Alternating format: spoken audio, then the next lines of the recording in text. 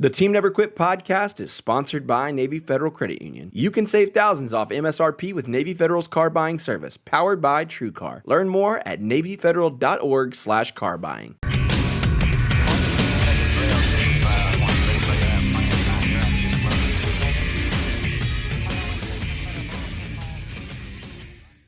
What's up, guys? Welcome back to another episode of the Team Never Quit podcast. Hanging it out today with Marcus and Melanie. How are you guys?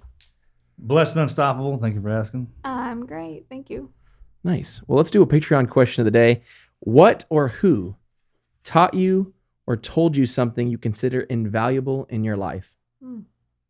First Sergeant Jonathan Eby when I was stationed at 2nd Battalion, 7th Marines at 29 Palms.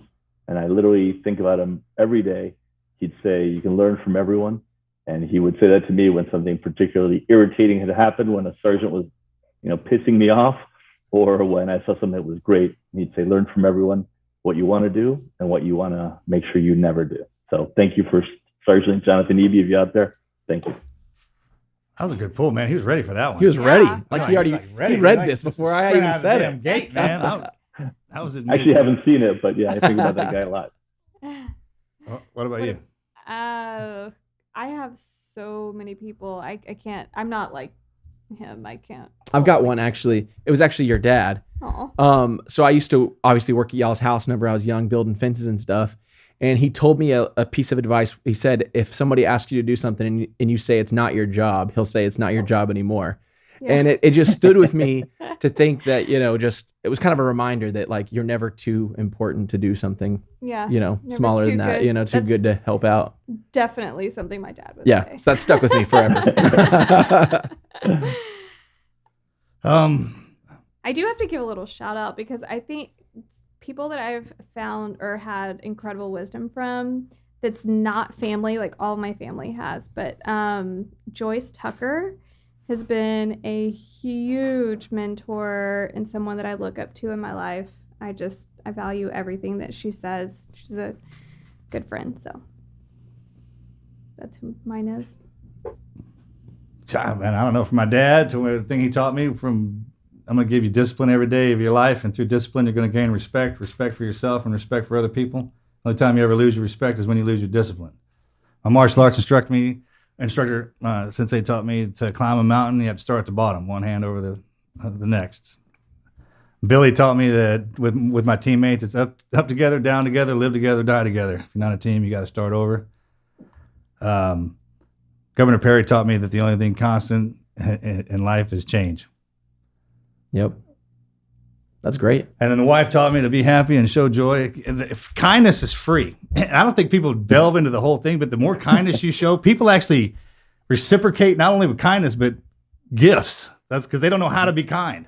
Mm-hmm. There's a hidden luxury in life inside that if you, it's hard to break it into it, but if you spend enough time on it being kind and just keep going at it, the rewards come back because people don't know how to show kindness back, and that's how they do it. And that's how you know it's working. I don't know if that made sense or not. It made sense. Bumper sticker or something like that. Hey, that was a great Patreon question. So thank you so much for asking that. Head over to patreon.com/teamneverquit. You can access some exclusive content, a challenge coin, some sweet merch, as well as the ability to ask these Patreon questions to our listeners and to our hosts. Make sure y'all check that out. Hey, we've got a great guest in store today.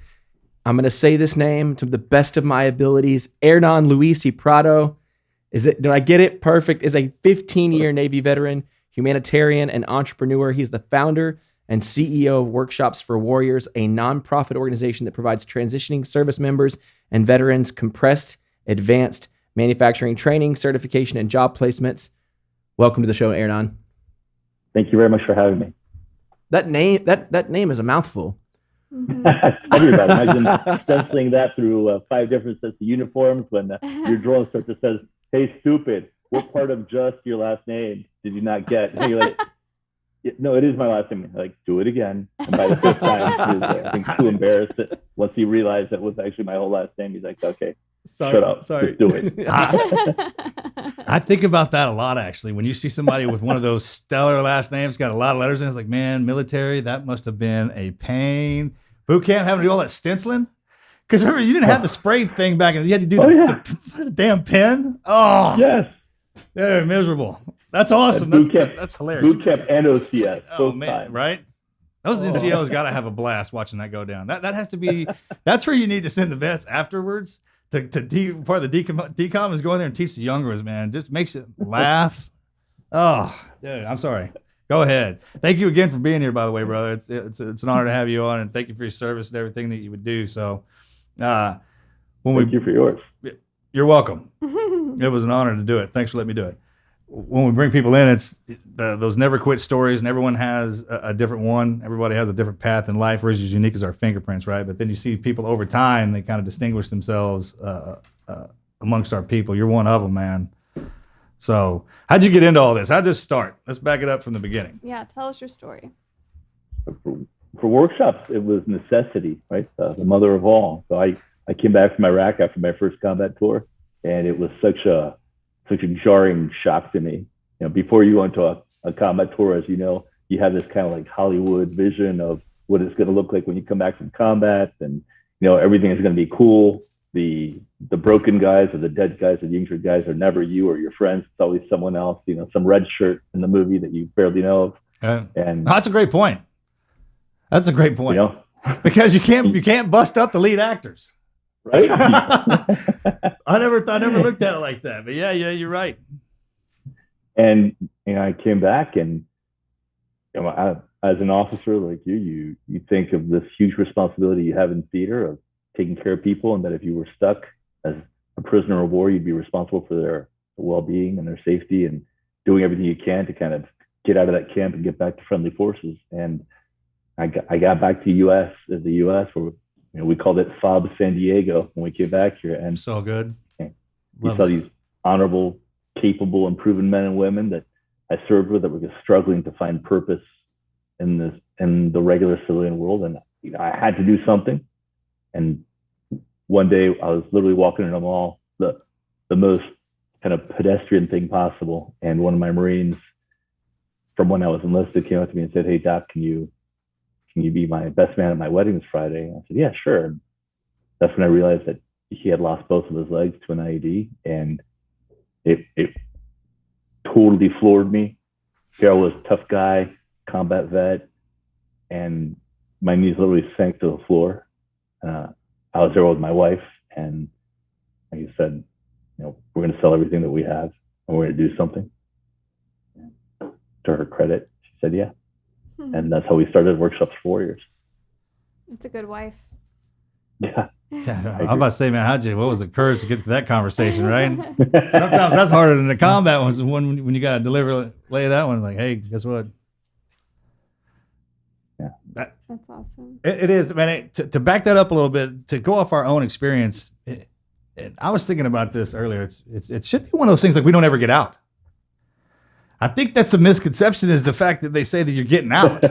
Right. That totally just blows people's mind. I think about it now, and it even gives me a headache when they say that, because I literally had to reteach myself, like, we don't ever get out. You're right. Never out. Boot camp is part of it. In the uniform is like going through a different grade school. Combat, different school. Imagine taking everything you do in America, and then they move us to the worst war-torn place, but we have to live our life in that. That's basically what's going down.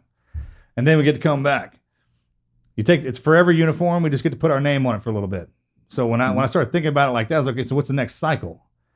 And there is a gap. There's a huge gap between that part when they drop us off the bus and where we're supposed to go. Mm-hmm. Right. Because going to the bus station, once you get there, then like, all right, now what? And it's right. I had to reteach myself in my head to think that I would hear all my buddies like, hey man, there's no job for a sniper out in the civilian world. There's no job. I was like, no, not for the title, but everything that goes into being that there is. What makes us up. Like you can't take out we just take the color, the uniform off. We don't take what we are off. You can't do that. So we just keep stacking it. Like life is our rank, so to speak. Mm-hmm. And that gap that you're filling with what you're doing, man, that's spot on. Because there's that shock. But if you know that you're just graduating to a different level, then it makes it all the more it makes it worth it, because there's kind of not an end game. It's just we just keep going. Can you take us what back? You're saying is spot on, and I'm sure you felt it too. Again, I'm not going to presuppose, but I'm going to presuppose a little bit, because I think you and I have a kind of similar background that you have. You're taught when we're in. You're a badass. You can do anything. improvise, adapt, overcome. You have all these cool sayings. It never rains. It's just liquid sunshine. Yeah. You're cruising through life and you view everything as a challenge to be overcome. And then you get out and, here you are. You've been America's suit of armor for God knows how many years, right? You're not a robot. You got your own brain, but it's like that familiar, you put your LBVs on, you put you're like suited up. You know what you're expected to do every day. You know what your mission is. You know where you're going to go. You know roughly like when you're going to wake up, when you're going to show up, what you're going to do. And you have that consistency in life, that purpose. And then you're just kind of ripped out of America's chainmail suit of armor and just kind of cast adrift.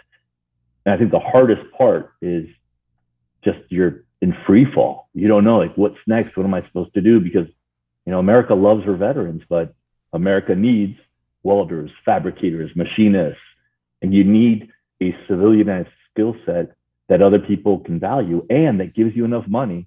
Because, vets aren't stupid. If you can go on BAH and unemployment, make more money than you could at a minimum wage job for 2 years, why not? Oh, no one can milk the system. Yeah, right. Right? Well, it's not milking it. It's finding out what you're entitled to. That's the cool part Right. about it. It's like we cover down on each other doing it. I completely agree with you 100% on that. 100%. And Marcos, my friends call me H. Okay, check. Welcome to do that. Thank you. Thank you. Did you always want to serve? What was your calling to even get into the service? It sounds really goofy when you think about it, but I was, as my drill instructor said, a damn foreigner. I was actually born in Argentina, and I grew up in Paris, France. So wow. Obviously, I joined the U.S. Navy, right? You're on track to be the world's most interesting man. And my tiger is right off camera. But I'm going to get this guy famous. Yeah. I was a double E major, electrical engineering and philosophy, and I wanted to be part of a fighting force that upheld a constitution, so an idea, and wasn't beholden to, a monarchy, a bloodline, a race.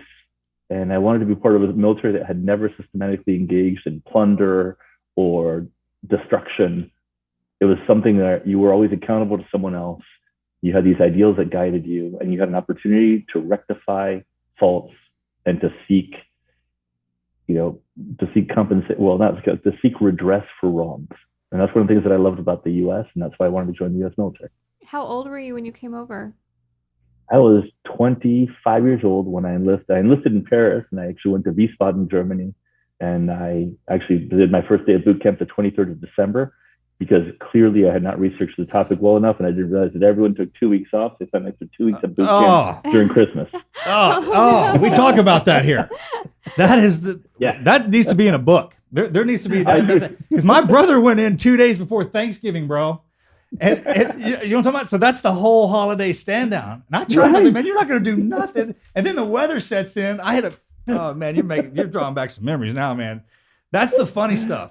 Because when you pass it over to your friends, like, whatever you do, don't go on this day. Like, it's like planting season. You run around in Chicago looking like a militarized nun, with your Cracker Jacks popping up because the wind's at 40 knots and you're freezing, going, why did I do this? So I'm sorry. I mean, this is super interesting because everybody that we know, with the exception of one person, is an American when they sign up, and they all have their own reasons, whether it's family or whatever. So no one in your family lived in America. You just had this idea on your own as an Argentinian-born, Parisian-raised kid that just wanted to enlist. That's crazy to me. It was, I had lived in the U.S. previously for a couple of years, and I really liked being in the U.S. And I love the fact, I had been to so many different countries, and there was always graft and corruption, and my uncle and many members of my family were killed by the Argentinian military, and I didn't want to be a part of any one of those organizations. And I thought the U.S. was this kind of beacon of freedom and beacon of equality, and where things were made right, and if enough people saw it, they would make it right. And there was no other country like that in the world. It's the best way to become an American. I mean, you're one right there. You're willing to sign up and fight for this thing? Boom, there's your stamp. Yeah. And I remember showing up to boot camp, and I didn't know where I was at, what was going on. I thought it was a different country altogether. I mean, how that feels, right? No one's your friend. Everyone's screaming at you. I mean, it's I remember that. And then it systematically makes you a citizen. I remember when they had all the National Guard up in D.C. and some of the press was saying they were getting, it's the National Guard have taken over D.C. This is a tragedy. I'm like, man, those are our greatest citizens. Mm-hmm. They're the ones that are supposed to be. They can do whatever they want up there. That's their town. They're in the uniform protecting it. I just thought that was a mischaracterization of what was really going on. Yeah, there was some of our citizens doing some bad stuff, but man, they could take the uniform off. That's just like everything else we put on. Yeah, I mean, come on, if you think about it, the FDA allows a certain amount of rat poop and eggs and rat hairs and pieces of rodents and almost all the food that we eat. So if there's a small percentage of, bad people in the larger pool of good people, you got to take that with a grain of salt, right? They're lies, damn lies, and statistics. You got to think about that a little bit, right?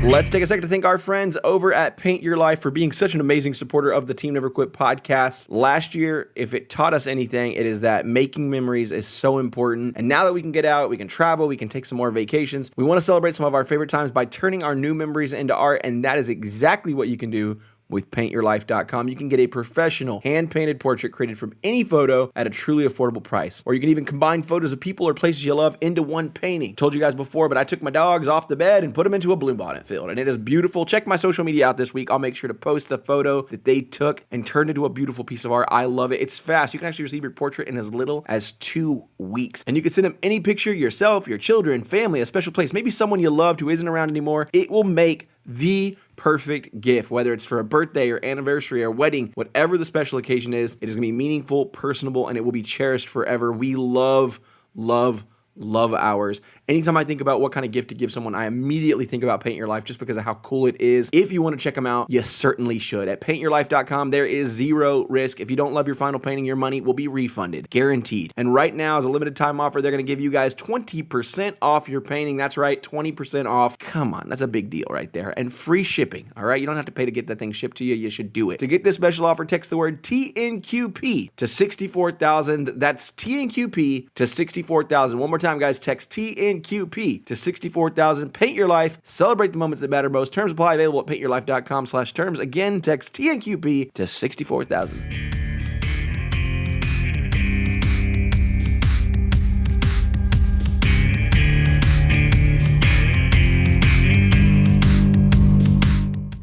So going back to your workshop for warriors, do you have an actual brick and mortar place where people go and learn how to do these trades?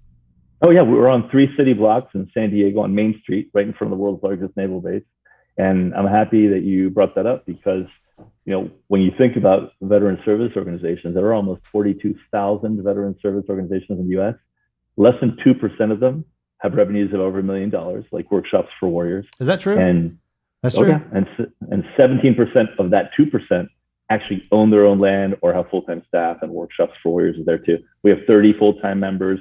We have land here on several city blocks on Main Street, San Diego, and we've got students here 5 days a week. Oh, that's awesome. 7:30 until 1800 every day. That's incredible. And that had to be really expensive to get that Yes. set up. How did you do that? We sold a lot of kidneys. Oh my gosh. Good for you. That's what I thought. It almost should be. I'm sorry. Yeah, go ahead. No, all kidding aside, we were resellers of Never Quit ammunition. That's good. I like, dude, I told you, man. This guy's been an operative of mine for a long time now. Y'all picking that up. It ought to be the last year of our enlistment is schooling out. How long does it take us to get us in there? Right, a year and some change, roughly, right? To go through our program or in general? No. To get us in the military, like when we're right. when we're in docking in, like when they're changing us, it's about that long, right? It ought to be that transition coming back out. The process should kind of be the same. That's a great point, Marcus, and that's one of the things that people bring up is, it takes anywhere from 4 to 40 months to train a civilian to become a part of America's fighting force. It takes 5 days to make them civilians again. So there's just not enough of an off-ramp acceleration cycle. 5 days. I remember having my bags, the gate shut, and it was over. And I had left one of my bags in the deal, and I couldn't get back in. I was like, hey. And it's not, it's just there's different life cycles going on down here, and we're kind of shifting through them. That's what the military life's all about. It's supposed to be a ride, a great one. And for the longest time, I thought that was part of it. I was like, okay, so we're part of the team. We go in, we do this, and then now we have our isolation phase, like where they sit me by myself to see what I learned or if what I could do. But then I realized that, man, I don't operate well without my team. I'm just kind of just a cog in the wheel, if you will. And that's the other big issue is that, the military trains teams, but civilians hire people. Well, so that's great. It's hard to go from, and we see that every day at workshops for warriors, that you'll see these really impressive men and ladies that they'll always say, my team, or our. And I said, hey, that's great.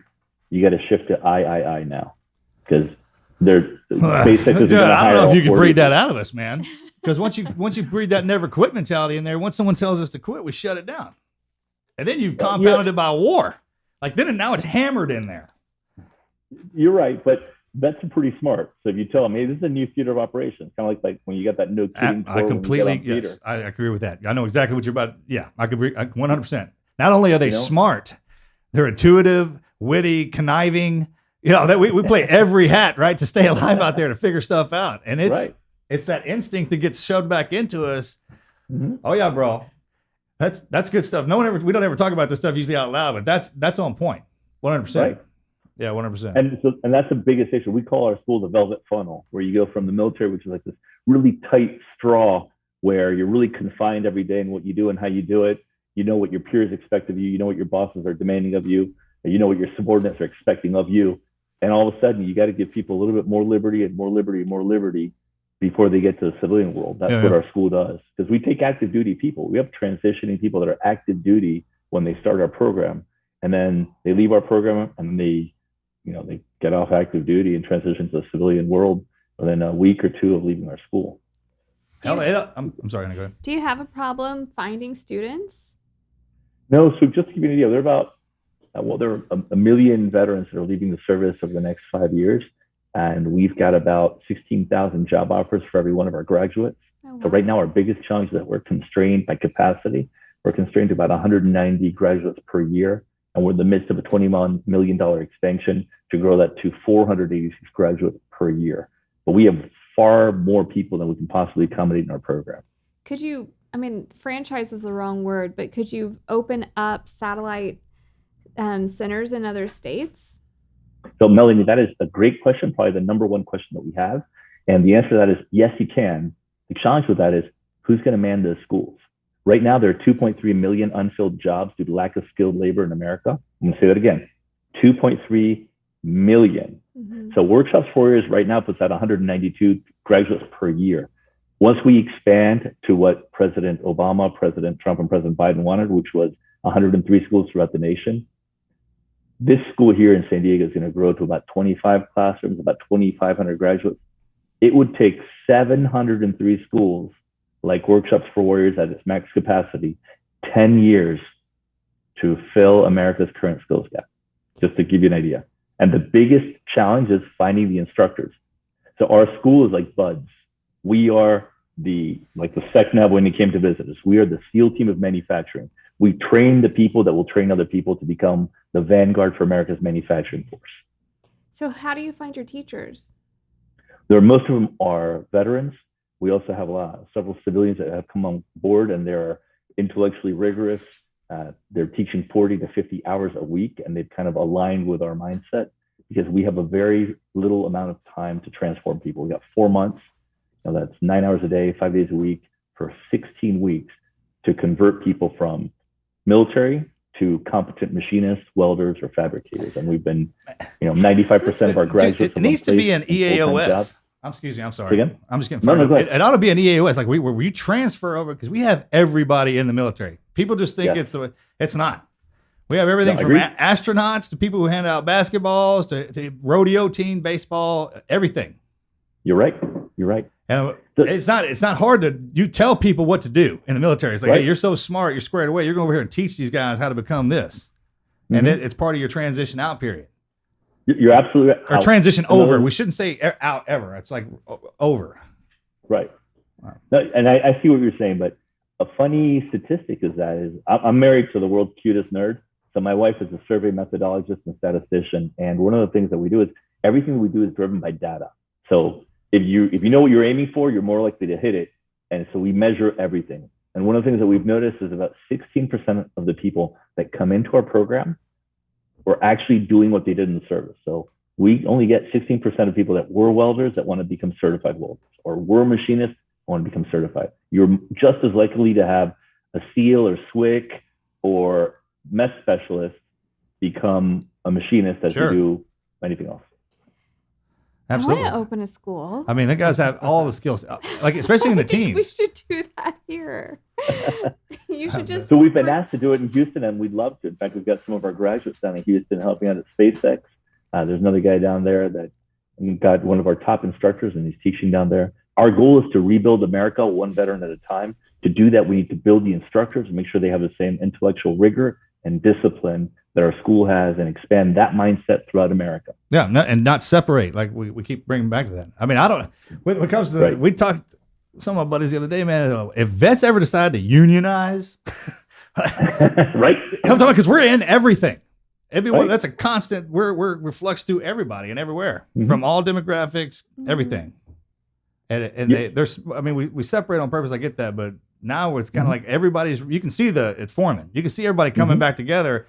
It's like when they separated us, everyone had to go in their own direction to see what they were truly capable of and hone in on that skill. And now we're going to start pulling those laces tight since that boot up. Yeah, all right, roger that. You're absolutely right. You're absolutely, and that's one of the things that we tell people is when you're in the teams or you're in the Navy or whatever, you've got a team, you got a tribe, but then you become a civilian and you lose your tribe. And what we tell graduates here is that, hey, you've got 16 weeks here to start your new tribe. Because the people to your left and to your right are going to be the people that are going to be following you in this career for the rest of your lives. So you're going to be working at SpaceX, Boeing, Tesla, Reliance Steel and Aluminum, Google, wherever it is. And in 5 years, you're going to say, hey, Marcus, how do you like SpaceX? And you say, oh, this is great, bro. You need to come over. And saying, you set up an interview for me. Then I go over there, and then we spend 10 years there. It's just like we do anything else. When we go in to build something up, we go and send in the first one. You actually become an undercover operative. Your job is to go in there and make new friends. Right. and build a relationship. When you say you're not out, like, hey, you take the uniform off, you're undercover now, just like the SEALs were. When we graduate and get older, it's called getting more mature. You can handle that stuff. That's a real thing. Right. And when it is, when you go in there, always think, man, I'm on the job. I'm here, no matter what they say or who comes at you the road. I'm here to make friends and get this thing going. I'm here to build something. So are you only taking transitioning, or if someone's been out for 5 years and they just took some time off and don't know what to do, can they go? Yes. So we do both. We have transitioning and veterans. And depending on the semester, you might have one semester, you're going to have 80% of like this semester, we just graduated 64 people. Like 70% of them were active duty, 30% were veterans. Another semester could be 80% veterans, 20% active duty. It really depends on the semester. Are you calling it by class numbers, like buds? Because you're spitting out about the same number. Well, we didn't start at 0. In fact, we have actually made some plaques for, I think, class 1, 86. And we got a couple of the different class numbers here that we make the Budweiser for. But we haven't started the class numbers. We just go by year and by semester. Well, that's a number. So start it like that, because they'll start feeding it. They'll do it themselves. That'll pride their pride. Oh, you know how it works, bro. Like, which class were you? Yeah, what class were you? Oh, it was easy back there, or hard. 2018-09. That's awesome. I agree. Who pays for the class? Does the student, or is the government paying for that? So we get the majority of our donations are from corporate philanthropists and individual donors. We do accept GI Bill, but students don't pay any out-of-pocket costs at all themselves. So the students that have GI Bill use it. The students that don't, we get scholarships. Oh, that's huge. That's squared away. How was that hard to get that? Oh, it took it took 8 years to get. I was going to say, man, so easy. 8 years. I kind of went past my ear when you said that, but that's because most people don't use it. I think I still have mine.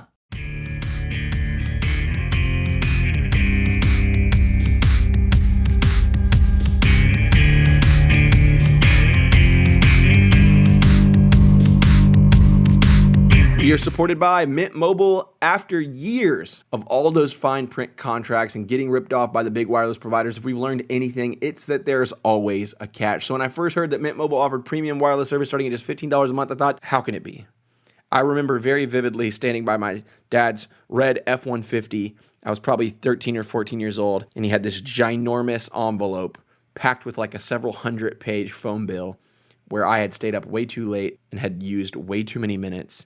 This was back before rollover minutes. This was back before, certainly before unlimited minutes. So when I heard that there was a phone bill for $15 a month, knowing how much phone bills still cost to this day, I mean, I think before my current provider, I had been paying over $200 a month. But when I tried it, when I spoke to their team, when I used their service, it all made sense. Mint Mobile's secret sauce is that they are the first company to sell wireless service online only, which means by cutting out those retail stores, there's no crazy overhead costs that are going to get passed down to you in the form of those mystery fees. Instead, Mint's going to pass on those sweet savings directly to you. You're going to save that money. For people looking for extra savings, Mint Mobile offers premium wireless for just $15 a month, and they all come with unlimited talk and text, so no awkward conversations with your parents. And a high-speed data delivered on the nation's largest 5G network. Use your own phone with any Mint Mobile plan and keep your same phone number along with all of your existing contacts. And if you're not 100% satisfied, Mint Mobile has got you covered with their 7-day money-back guarantee. You should switch to Mint Mobile and get premium wireless service starting at just $15 a month. To get your new wireless plan for just $15 a month, get the plan shipped to your door for free. Go to mintmobile.com/TNQ. That's mintmobile.com/TNQ. Cut your wireless bill to $15 a month at mintmobile.com/TNQ.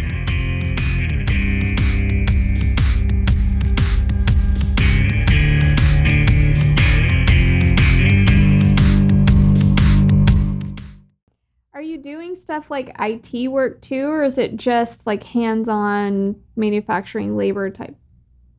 So we trades? teach 3 courses of instruction. One is computer-aided design, computer-aided manufacturing, welding, and fabrication and machinery repair. So the 3 courses of instruction are 16 weeks long, and they lead to an average salary of $60,000 a year after 4 months of training in our school. So courses cost $25,000 to go in, and they make $60,000 after 4 months. So if you're a business person, getting 200% plus ROI on your money. That's pretty good is rate a pretty return, good deal yeah. in 4 months, right? That's awesome. That's really cool. We need to talk afterwards and see how we can help put a school You should come in up here and do a Houston area. podcast. You'd be amazed at how many people come up here, and the first thing they say is, I had no idea that this was so big. I had no idea that I didn't know about it. And I had Well, no where idea it's how at. young these guys That's were. the thing is where you said it Yeah. was located. Your prime location. We'll actually be there in November on Veterans Day. Yeah. We'll come. Oh, will you? Yeah, we'll roll Yeah. over. We're going to be, We're going to come in early. Where we have an event on Veterans Day that we're going to at the Dell for Oh, an, yes. for an organization called VETS, VETS. So if anybody's listening and wants to go to that, it's a big gala at the Dell. We're all going to be there now. I've already committed you. the There's vets or no just getting that? us out. There's no getting So I guess us we're going out. to come over there and see you, bro. Yeah. Would love it. Would love it. That's really cool. So to people to donate and to follow you to help out, what's the best way they can do that? I mean, to get the word out, we're going to do that on this side, but just so they can follow you and keep track of all this. The easiest way to give money or to help is to go to wfw.org.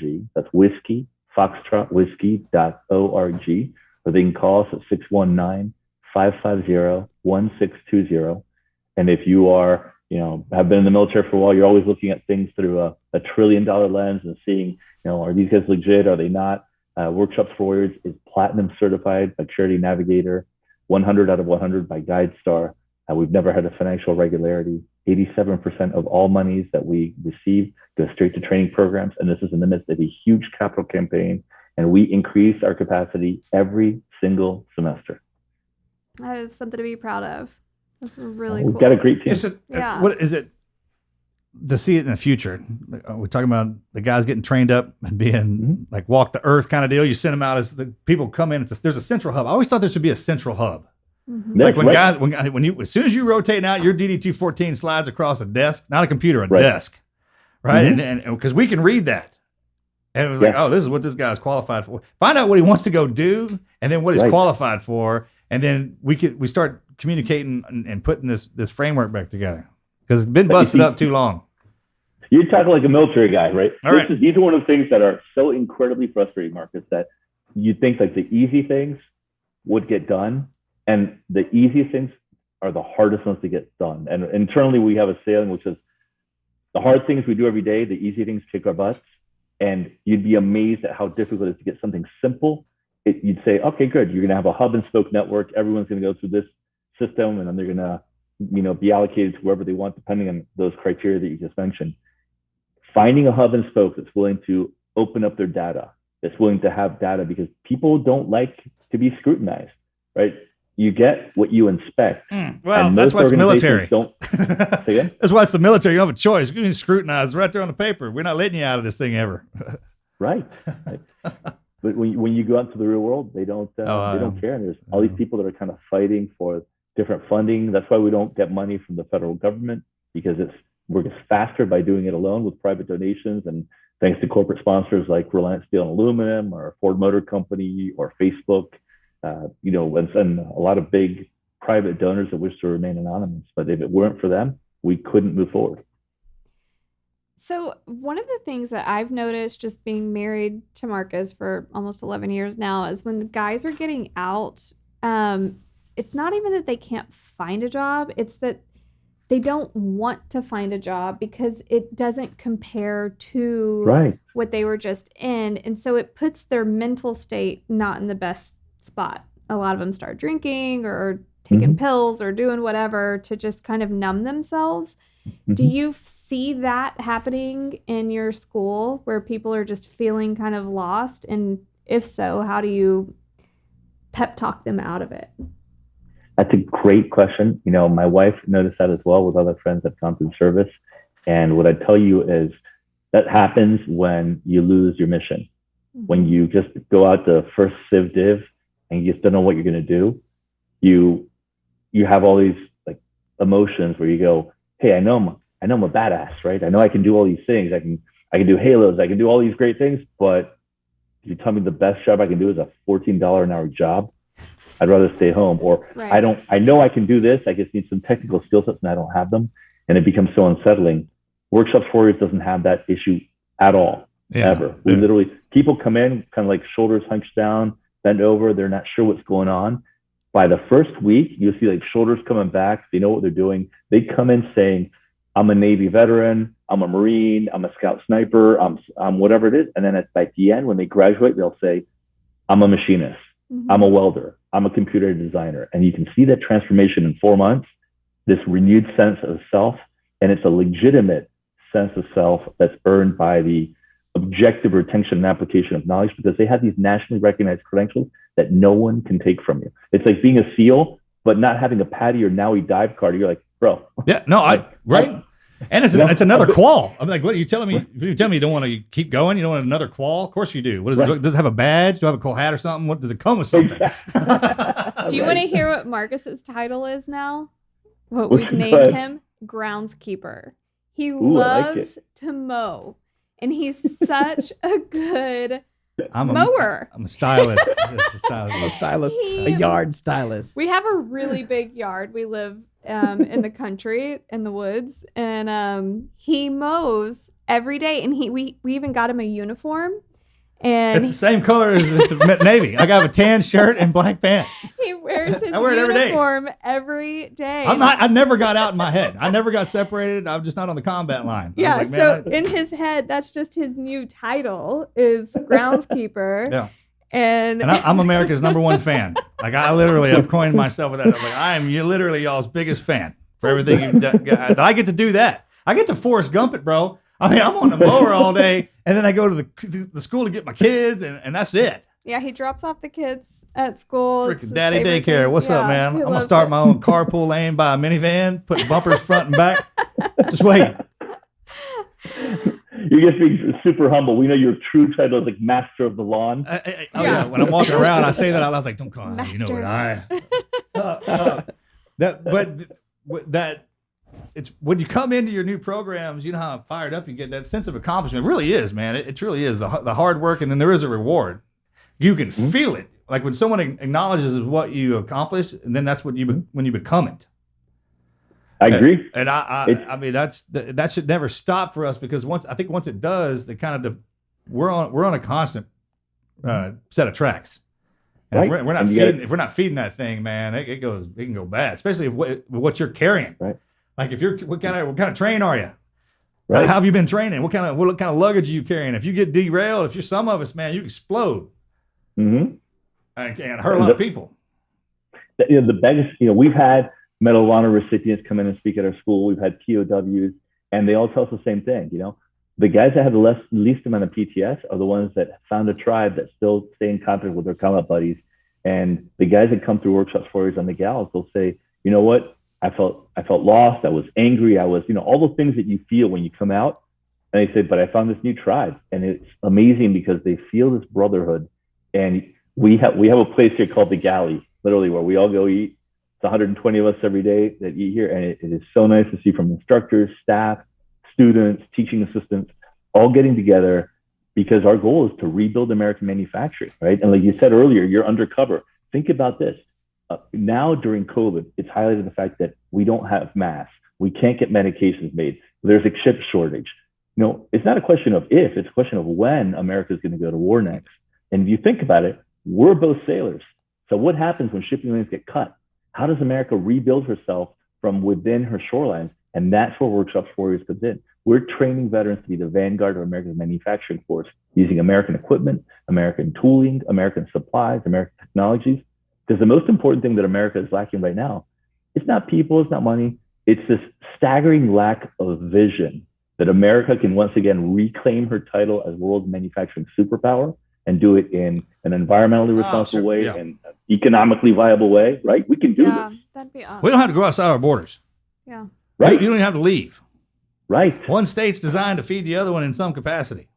Yes. And I mean, the dogs of war have been away too long. And every now and again, it's good to pull them back to the kennel and remind them of what they are and what they're fighting for. Yes. There's ways to do that. We can go down all day on that one. But you're absolutely right. And because we've been at war for 20 years, there's a lot of us. Yes. And because we got hit over here, a lot of even the fire, anybody in uniform, especially right now, they're going through something that just makes us closer. If you pull camouflage apart, you have first responders, firefighters. You throw all them colors together, you get camouflage. That's us. And it's one team, one fight. I agree completely. And that's the other thing we got to think about, right? We're all human. We all serve one capacity, the other one. And, we all got to regroup. We got to kind of become pilgrims again. We got to be what made America great. A bunch of people coming over here, overcoming adversity and saying, hey, together we can do this. Alone we can't. How do we rebuild our nation? How do we do this in a way that makes sense for everyone? But the core of it is work. You got to do something. Man, if you ain't work, you ain't got time to argue and do all this other stuff. Right. I mean, don't worry. I mean, we're arguing over some silly stuff. Like people are losing their lives over some silliness, truthfully. Mm-hmm. And if your ass was working, you wouldn't have time to do all that. A lot of times I see people out there protesters, man, you got a job or something? I mean, how that? Dude. And there are a lot of people complaining, bitch, about people coming over here, making the trek to becoming Americans. Like, they're taking my jobs. Like, man, what do you do for a living? Where someone like that could take your damn job. Right. You don't want that job, right? Well, I mean, what is it? Exactly. It's like, man, that's what Americans do. We take each other's jobs. Mm-hmm. It's by design. That's what competition state. Capitalism, you can call it that. I call it a competition state.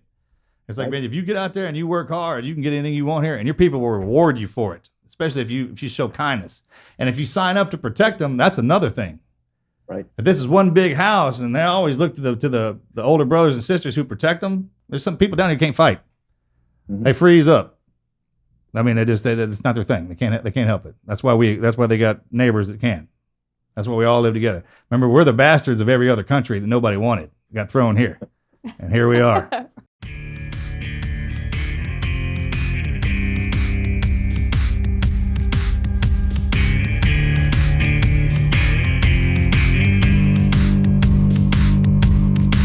Today's episode is brought to you by Athletic Greens, the health and wellness company that is making comprehensive daily nutrition really, really simple. Okay, I've got a million things filling up my cabinets, probiotics, vitamins. I don't even know all the different things.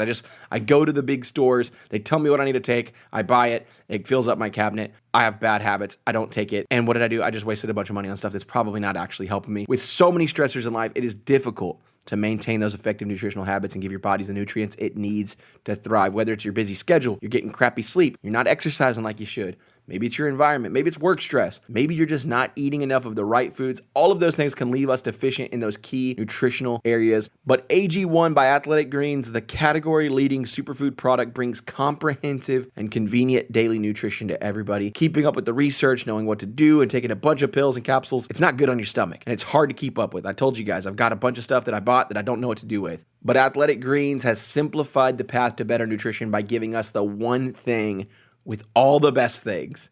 All right, it's the freaking coolest because there's one container of this amazing product. One tasty scoop of AG1 contains 75 vitamins, minerals, and whole food sourced ingredients, including a multivitamin, a multi-mineral, a probiotic, green superfood blend, and more in one convenient daily serving. And their special blend of high-quality bioavailable ingredients and a scoop of AG1 work together to fill those nutritional gaps in your diet, support energy and focus, aid with gut health and digestion, and support that immune system that we all need to be healthier right now, effectively replacing multiple products or pills with one healthy, delicious drink. So go inside your cabinet right now and all those things that you spent all the money on, it's time to clear the shelf because all you need now is AG1. It's the one product that athletes, moms, dads, rookies, first-timers, and everyone in between is taking to take ownership of their daily health and focus on that nutritional products that they really need in the simplest manner possible. That's essentialist nutrition. I think that if there's one product you can take every day and you know you're doing something that's good for your body, Athletic Greens is the one, AG1. To make it easy, Athletic Greens is going to give you an immune-supporting free 1-year supply of vitamin D and 5 free travel packs with your first purchase. All you guys need to do is visit athleticgreens.com/TNQ. Again, visit athleticgreens.com/TNQ and take control of your health and give AG1 a try.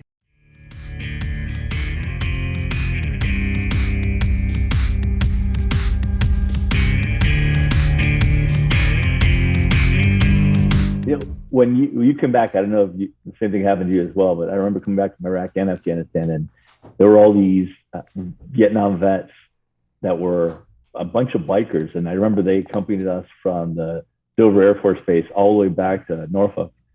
And the whole time I was like, who are these guys? What are they doing? And when we finally got to Norfolk, like, I got out and asked them, well, what are you guys doing? And they said, when we came back from Vietnam, people were spitting on us and throwing at us and doing all these things. And we wanted to make sure that never happened to any other returning service. Talking about the Guard Riders? The Patriot Yeah, the Guard Riders, man. Awesome. We love those. That ought to be a job. There ought to be, you get like $1 taken out of your paycheck and it goes to the Vietnam vet, the Guard Riders, just for retirement. Because they when they show up, you know it. Yeah, we love the Patriot Guard Riders. They have shown up on many, many occasions for us. This surprised me a couple of times. Like, what are y'all doing here? I had them show up for one of Marcus's birthdays. Because usually they're hauling a buddy's died. Usually I only get to see them when they're taking me somewhere. Yeah. See a buddy that passed away, but they show up every now and again on. We love Patriot Guard. Well, yeah. I don't know what this group was called in Virginia, but I just remember being very grateful that people had taken that. And just, it makes you realize that, oh, wow, I'm coming back. I've got this responsibility towards others as well, right? Yeah. They're in every state. It's like these little, they're in every city almost. I think they're in every city, every big city in every state. It's Patriot Guard Riders. There's a huge, kind of like a VFW, how there's a VFW in every area.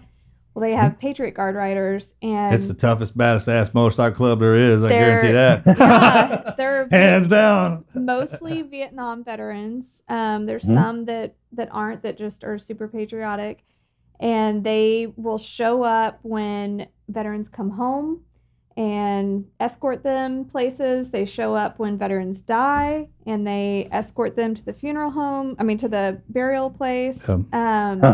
They're an incredible organization, although I don't think they get paid. They just do it. It's just a thing. I've seen them. They do. We've seen them roll thunder for over 2-3 miles, like where you can't even see the end of them. Wow. Yeah.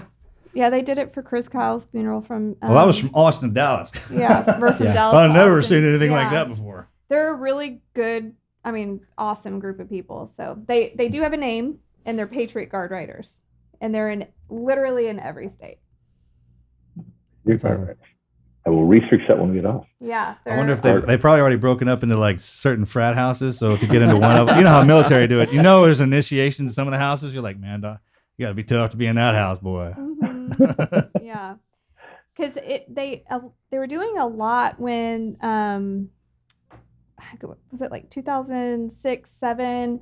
There were a lot of protesters that were showing up at veteran funerals, and they started showing up to guard the burial from the protesters, so the families wouldn't have to see the protesters, and they basically just stood in a line shoulder to shoulder, and that's how they got really popular. And then they just started popping up in every city, basically. I mean, everywhere that we've been to a funeral, they've shown up. So anyway, we love them. They are great. You two are the draw. Like, what? Melanie and Marcus will be there? Yeah, they're just an awesome group. But so what is your wife's role in this? Does she work with the workshop, or does she have a role? Now she does. So my wife left me alone here for several years. She just come in, give me unsolicited advice. That was always good. And All right. yeah, because for the first 5 years, right, when I got out of the Navy, she was the sole breadwinner. And I told her, look, we're going to sell everything we have. We were two dinks, dual income, no kids in Washington, D.C. And we sold everything, all the cool toys, the Harleys, the BMWs, convertibles. Wait a minute. Too. Is that what that's called? Dinks? Dinks. Yeah. What's a dink? Dual income, no kids. I've never heard that. Really? I've never heard of that. Dink. All right. Yeah, I've heard that word, kids. but I didn't know what that was. That's what that was. Yeah. I just back before you had kids, when you actually are well rested and you're not angry all the time over something that they did. Right. Right? That's awesome. Yeah. Before you were literally housing tiny little demon dinosaurs that were always looking and angling for a way to get at you. It's like living with your captors, right? Watching, judging. They're like little prisoners. Yeah, who really runs that house, right? Oh, yeah. We talk. I was like, damn kids. Right. But we did that, and I said, look, for 5 years, I need your help, because I have to focus on that. And as you know, right, the less you do, the better you do it. And I was focusing on that. And after about 8 years, she kept telling me, hey, you should do this, hey, you should do that. We actually have a sign at home that says, if at first you don't succeed, try doing it the way your wife told you. Yeah. Hey, Thank you. hey, I get burned on that all the time. Right. Like first thing in the morning, I'm like, babe, what do you want me to do today? And she'll tell me. That's the only thing I won't do. Seriously. It took me forever to figure that out. I was like, man, what is it? I could not put that together. He'll ask me for a honeydew list, and I'll write a list, and he'll do a ton of other things and nothing on the list. So I just go back and I underline and I exclamation mark and I circle. I didn't say. Then I started coming up with this. I was like, so I I said honeydew list. You just said a day. You didn't have the time. It didn't have like 1,500, the time frame on there or anything like that. So If you don't schedule it, it doesn't happen, Melanie. right? Oh, tell me about it. I schedule everything for him. I was like walking around without form. It's just kind of a void sticker on my forehead. Like, what can I do here? Like, oh, here it is, right here. Boom. You need to give him a plan of the day. That's the biggest thing when you get out. You don't have those, and there's nobody Right. putting out the word. That you kind of. We literally.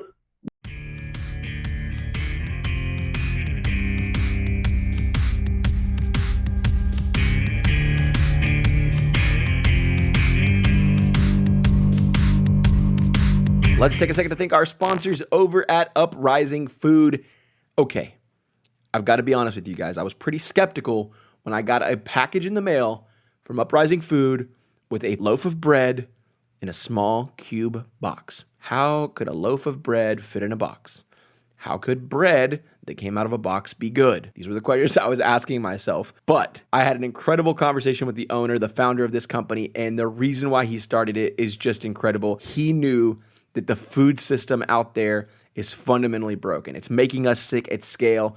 but the people over at Uprising Food are fixing that. He is on a mission like none other. And this box spread I'm talking about is absolutely terrific. Uprising's mission is to liberate all of us from a broken food system that's stealing our health. They have cracked the code on healthy bread. You're simply not going to find something this healthy, that tastes this good, that's this fresh. There's only 2 net carbs per serving and 6 grams of protein and 9 grams of fiber. Now, there is a major fiber shortage in most of our diets. And so to get a bread that's going to be low carb, high protein, high fiber, that's going to be amazing for your overall nutrition. They cover paleo, clean keto, to simple low carb, high fiber, to dairy free, to grain free lifestyles. They got you covered. Uprising has made prebiotic fiber delicious, and their patent pending breakthrough in psyllium husk activation makes fantastic digestive health absurdly easy for all of us. And the cool thing is, all Uprising products are baked with real superfood ingredients: almonds, MCT oil, apple cider vinegar, egg whites, psyllium husk, and olive oil. And it's really, really good, I promise you. Uprising has absolutely nailed the taste factor on both their sourdough S cubes and their crunch factor on their newly launched Freedom Chips, which taste like those old school rye chips you dig for. Oh, so good. If a biohacker in a high-end farm market baker had a baby, it would be Uprising products. You guys should check them out. Go to uprisingfood.com. Use our code T&Q. You're going to get $10 off the starter bundle. It's kind of like a mini trip to the grocery store minus all the unhealthy distractions, and they ship directly to your door. That's uprisingfood.com. Use our code T&Q. You're going to get $10 off your order. Make sure you check them out.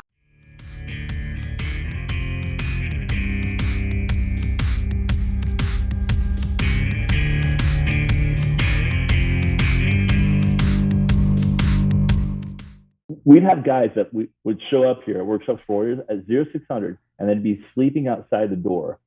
And I'd come in the morning and go, "Hey, what are you doing?" And say, "Hey, I just need a place to go. Can you just tell me what it's something to do?" Aw. Right? I was talking to a buddy, and I started thinking, I was like, man, I have plenty to do, but I don't have something to do. Like, I don't have something to do. It's Does that make sense? What I'm trying to say, I was like, man, I knew I wanted to be a SEAL. I was like, that was what I was supposed to do, and what I did, and everything else just kind of fell into place. And when we're in the military, nothing runs smoother than medical and dental. Your ass has to go, and then you're out of there so you can deploy.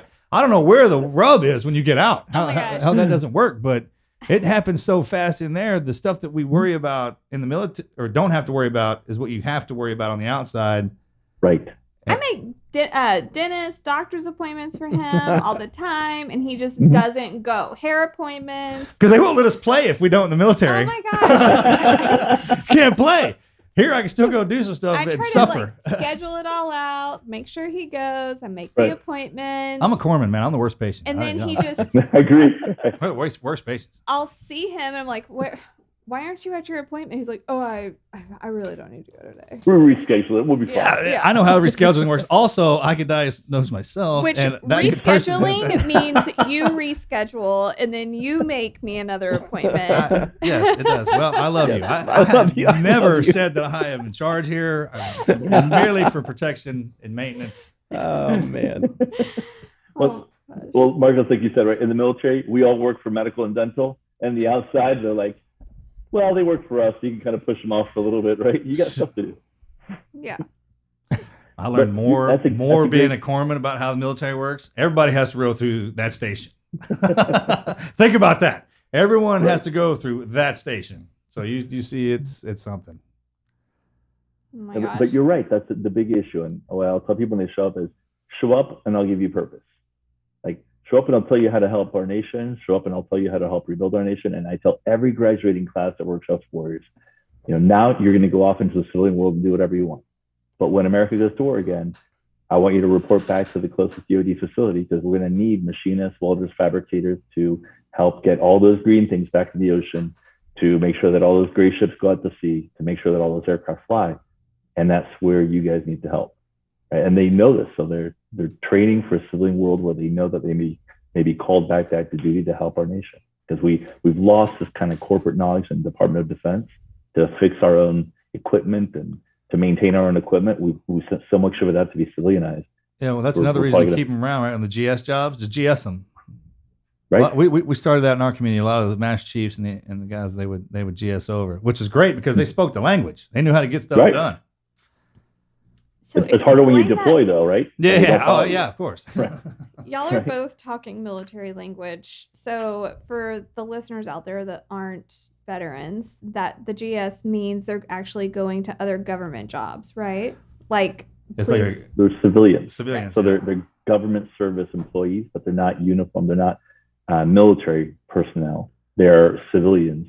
Right, like border It's patrol. basically the most kick-ass job you can have in the military because you get to do the military stuff, you get paid, but you don't have to do the military stuff. But can they transfer over? Like if you got out of the Marines, could you, and you moved back home to South Texas, say, could you go into the border patrol just by like I don't switching over? How does that? know. No, because each house has a. Well, it depends. That's a deep question actually. The Border Patrol actually hires and recruits a lot from our students and from the Department of Defense, Border Patrol, the police department.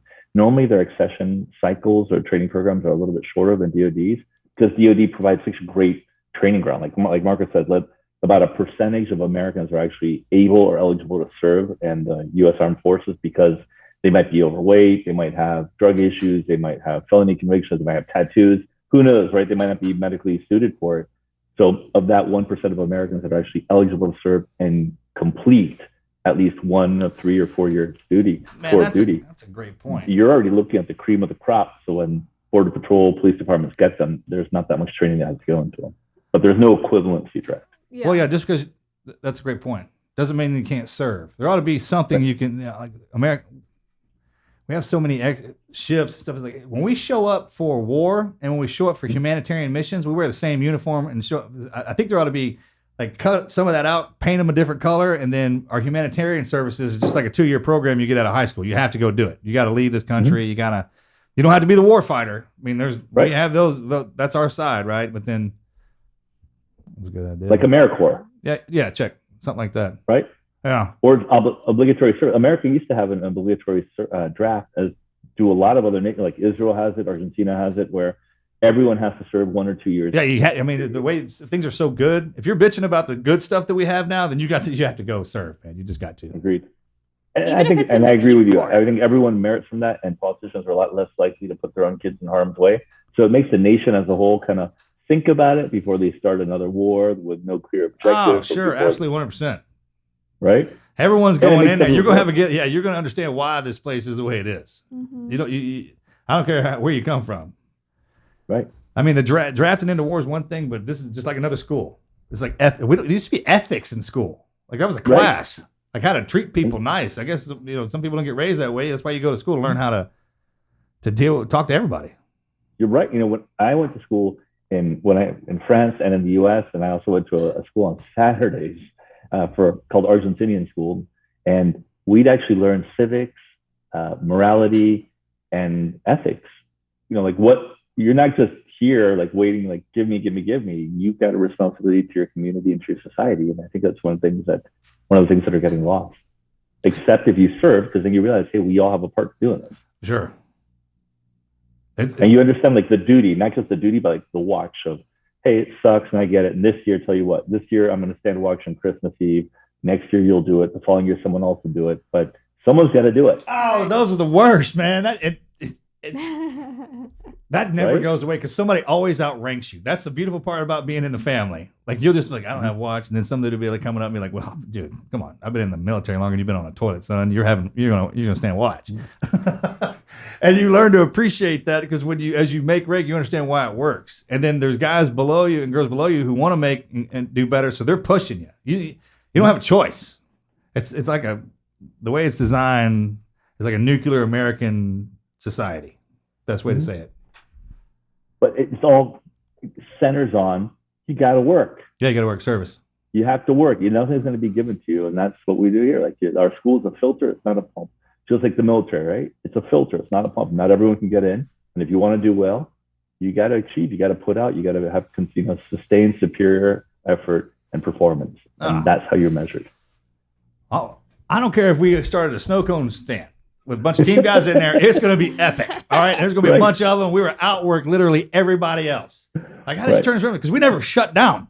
Y'all might have been better and more whatever, but we just stayed. We figured out a way.